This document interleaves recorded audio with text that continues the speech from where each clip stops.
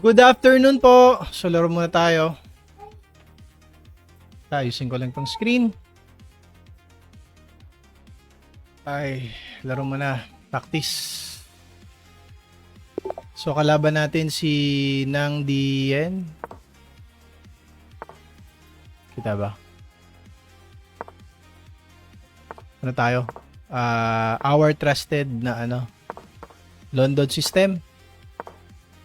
C3, abang hindi, yan yung abang tuloy. Yan yung formation talaga ng London. Naka-triangle na pa ganyan. Tapos dito yata ako. Tama ba yung ginawa ko? Tama yata. Tapos mag-F4. So yan yung formation ng London talaga. Pwede ako magganito siguro. I'm not sure kung accurate. Mamaya check natin sa baka mag-F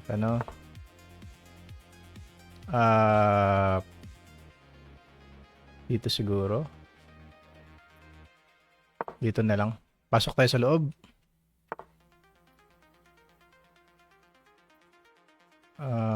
Dito yata.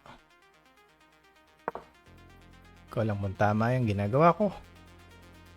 Basta ang ko lang is to gain space. Hindi na ako ng space dyan. Baka mag-push siya dun, Ano next?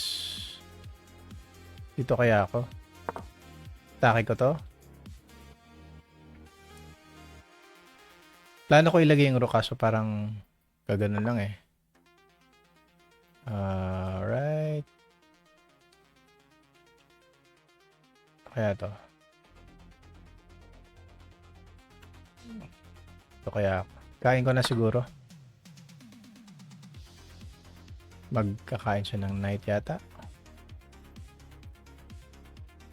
Pwede kong atakehin yung bishop. Sige. Atakehin ko yung rook. Iwas tayo sa pin dito. Ay, sa pin tuloy sa check. Nakapin pa naman yung niya, kabayo niya, no? Ano ba magandang plano dito? Gusto ko sana ilagay yung knight dito. Tingnan natin. Paano ko ilalagay yung knight doon? Hindi niya pinapayagan eh. Ito siguro.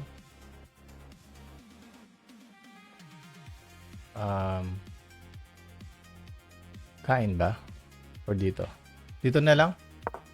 Di pa naman niya pwedeng kainin to kasi nakapin yung yung queen. Ay, sorry. Yung horse. Pag kinain to, wala, sacrifice talaga eh.